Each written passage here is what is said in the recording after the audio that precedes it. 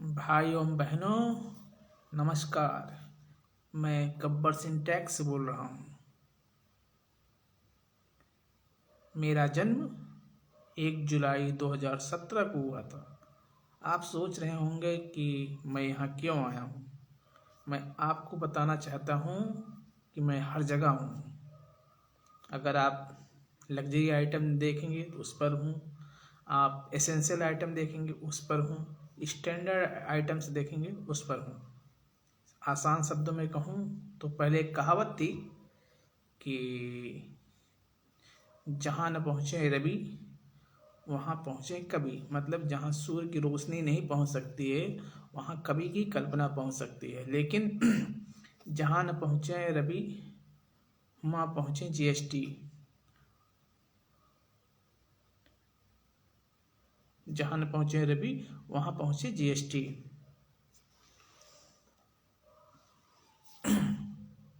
मैं जीएसटी की बात बार बार क्यों कर रहा हूँ, क्योंकि जीएसटी की जो दरें हैं, एक तो बड़ी, कहने के लिए 4 या 5 दर कह सकते हैं जीएसटी की वजह से।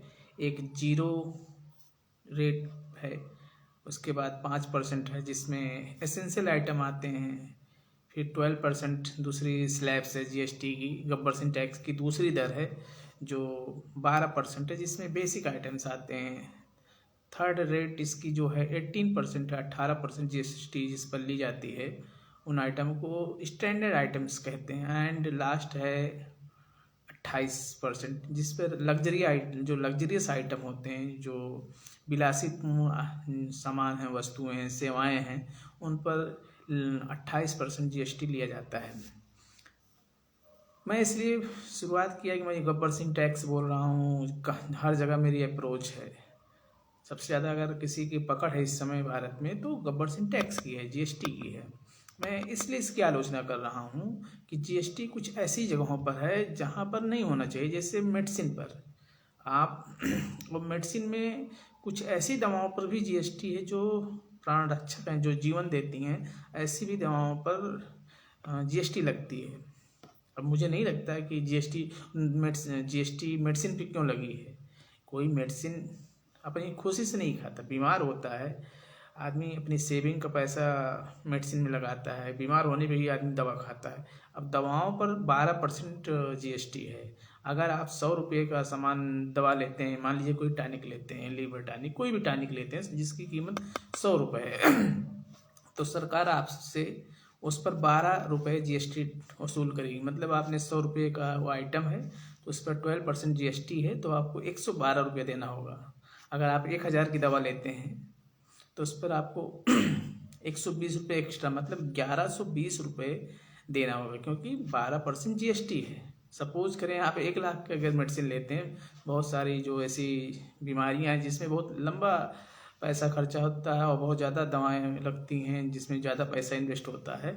मान लीजिए आप 1 लाख रुपए का दवा खरीद रहे हैं तो उस पर आपको 12,000 रुपये जीएसटी के रूप में देना है। तो सरकार क्या इसको 5% कर सकती थी? आसानी से किया जा सकता है, क्योंकि मेडिसिन कोई खुशी में नहीं खाता है, कोई लग्जरियस आइटम नहीं है, कोई स्टैंडर्ड आइटम्स नहीं, ये बेसिक नीड की चीज़ है, मतलब आदमी की आधारभूत जरूरत है। लेकिन सरकार इस पर इतना 12% जीएसटी ले रही है, समझ से परे है।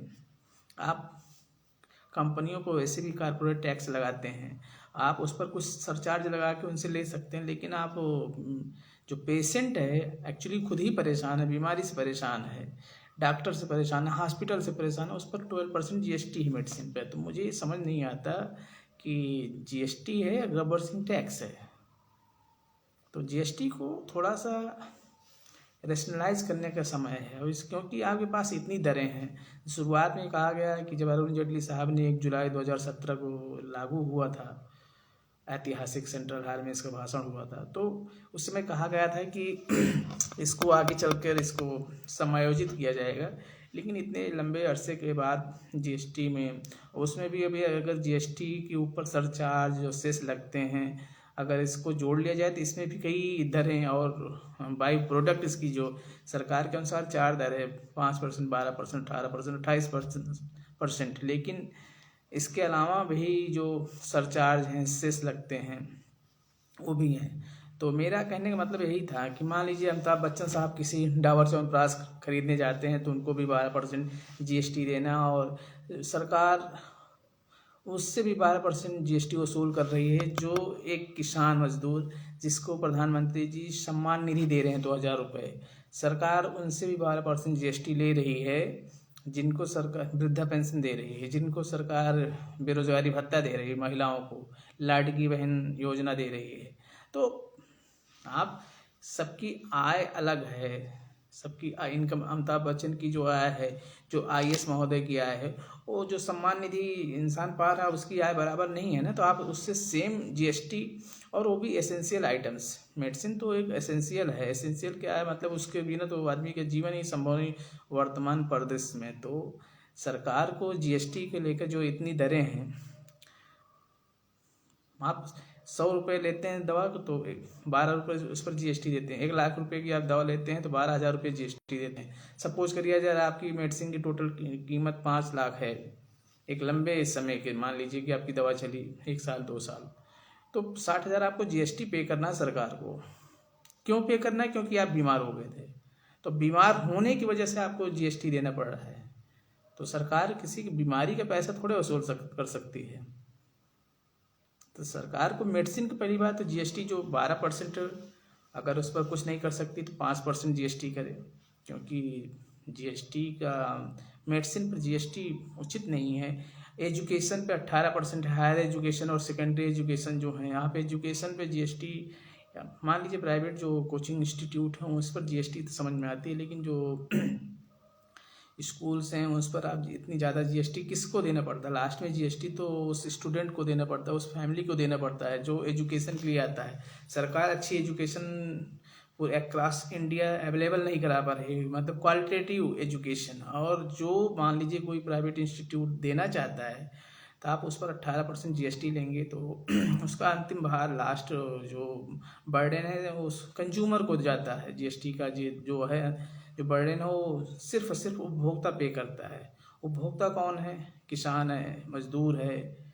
तो ये सब सरकार को सोचना होगा कि हमें कुछ चीज़ों पर GST अगर लगानी है तो पहली बात उसको मिनिमम जो सबसे 5% रेट है उस पर रखें।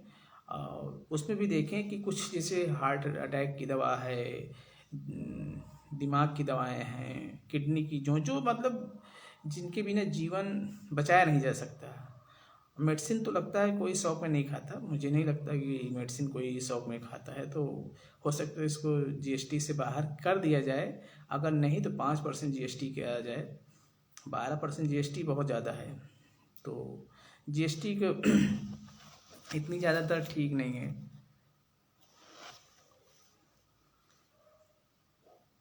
और क्योंकि GST ठीक है, आपको इनकम टैक्स चाहिए, आपको आपको टैक्स चाहिए, लेकिन सबकी और वैसे आइटम पर इक्वल टैक्स नहीं पे वसूला जा सकता। जिनकी आय में इतनी ज़्यादा, जिस देश में आय में इतनी ज़्यादा असमानता हो, कोई यहाँ 10,000 रुपये महीना कमा रहा है, कोई 10 लाख रुपये, तो दोनों से सेम रेट में GST वसूलना ये भी ठीक नहीं। लेकिन सरकार इसके लिए भी कोई स्टैंडर्ड प्रोसीजर है नहीं कि कैसे अलग करें।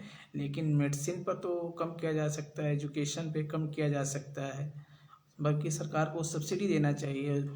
जबकि गवर्नमेंट हॉस्पिटल में कुछ दवाओं पर सरकार बहुत बड़ा देती है, लेकिन GST उस पर भी लेती है।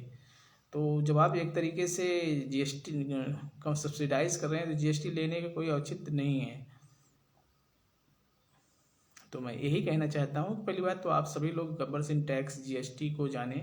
गुड्स एंड GST का फुल फॉर्म है गुड्स एंड सर्विस टैक्स, वस्तु एवं सेवा कर, जो कर वस्तुओं और सेवाओं पर लगता है। हम कोई भी चीज़ देखें जो सरकार या कंपनी द्वारा, कोई भी चीज़ है, मान लीजिए हम जैसे फ़ोन यूज करते हैं तो वस्तु हो गया, और जो रिचार्ज कराते हैं वो सर्विस हो गया। टेलीकॉम जो कंपनी है जो हमको फैसिलिटी दे रही है, नेट और वाईफाई एंड जो कॉलिंग की सुविधा है, दैट इज ए सर्विस। तो एक goods and service, mobile is a product and जो रिचार्ज हम कराते हैं वो सर्विस में आता है। मान लीजिए हम कोई सामान खरीदते हैं, फिर सर्विस तो ये सरकार दो चीज़ों पर, हम दो ही चीज़ अगर हम देखें टोटल में तो यही है, इस गुड्स एंड सर्विस टैक्स। तो सरकार दो चीज़ों पर, और गुड्स में एलाट ऑफ गुड्स, सर्विसेज में एलाट ऑफ सर्विसेज, जो हॉस्पिटल की सर्विस है, स्कूल की सर्विस है, और गुड्स में जैसे मेडिसिन आ गया, सरकार उस पर गुड्स है, तो इस पर टैक्स वसूलती है। मैं टैक्स के खिलाफ नहीं हूँ, टैक्स होना चाहिए क्योंकि सरकार को इतनी ह्यूज पॉपुलेशन के लिए टैक्स ज़रूरी है, लेकिन किस पर टैक्स लगाएंगे? मेडिसिन पर टैक्स नहीं लगा सकते आप ना। तो मेडिसिन के अलावा जो भी चीज़ें हैं उसमें भी जो और टैक्स हैं जो हमारे जीवन को, खास करके से आरोप लगता है कि दही दूध, अगर इंटरनेशनल ब्रांड के दूध कोई नहीं यूज कर रहा है तो जो डोमेस्टिक पैकिंग है, जो डोमेस्टिक मान लीजिए किसी आसपास ज़िले में उत्पादन हो रहा है उस पर आप टैक्स फ्री करें, और क्योंकि उससे डेयरी फार्मिंग बढ़ेगी और क्योंकि लोगों को बिजनेस बढ़ेगा तो सरकार को फ़ायदा होगा। तो ऐसी चीज़ों पर कम टैक्स की वसूल करें जिससे हमारे इंडस्ट्रियल ग्रोथ को रुकावट हो। आप हर चीज़ पे अगर ह्यूज मात्रा में जीएसटी लगाएंगे तो ठीक नहीं है। तो आप सभी लोग जीएसटी के बारे में पढ़ते रहें, क्योंकि हमें सबको जानना चाहिए जीएसटी क्या है। हो सकता है कि आगामी जो फरवरी में बजट आएगा हमें जीएसटी में कुछ राहत मिल सकती है, हो सकता है इनकम टैक्स में कुछ राहत मिले, क्योंकि सरकार कुछ हो सकता है राहत दे जीएसटी में, हो सकता है, क्योंकि जिस तरह से निर्मला ताई ने भुट्टे में 3-4 दर लगाई है, हो सकता है जीएसटी को कुछ समायोजित करने, क्योंकि जीएसटी को लेकर मिनिस्टर ऑफ काउंसिल, जो चीफ मिनिस्टर और जो जीएसटी काउंसिल की मीटिंग होती है उसमें भी कुछ अब बातें उठ रही हैं। तो शायद बजट में कुछ इसकी रूपरेखा प्रस्तुत की जाएगी, जीएसटी को कैसे थोड़ा सा और नॉर्मलाइज किया जाए, कैसे और सामान्य किया जाए, कैसे इसको रेशनल किया जाए। तो हो सकता है जीएसटी में कुछ राहत इस बजट में देखने को मिल सकती है। हो सकता है कि बजट में हमें कुछ इनकम टैक्स में भी राहत मिले, तो ये अच्छा होगा। जो कमा रहे हैं आखिर मेहनत करके, तो उनके लिए उनको पैसा उनके ज़्यादा उनके हाथ में जाए तो अच्छा होगा। सरकार को भी चाहिए लेकिन कुछ रेशियो बना के रखना चाहिए। तो गुड्स एंड सर्विस टैक्स और Gabbar Singh tax, goods and service tax official name and Gabbar Singh tax coined by Rahul Gandhi ji. तो देखते हैं कि ये जीएसटी बनती है कि गब्बर सिंह टैक्स। अभी फिलहाल मेडिसिन पे तो ये गब्बर सिंह टैक्स बनी हुई है।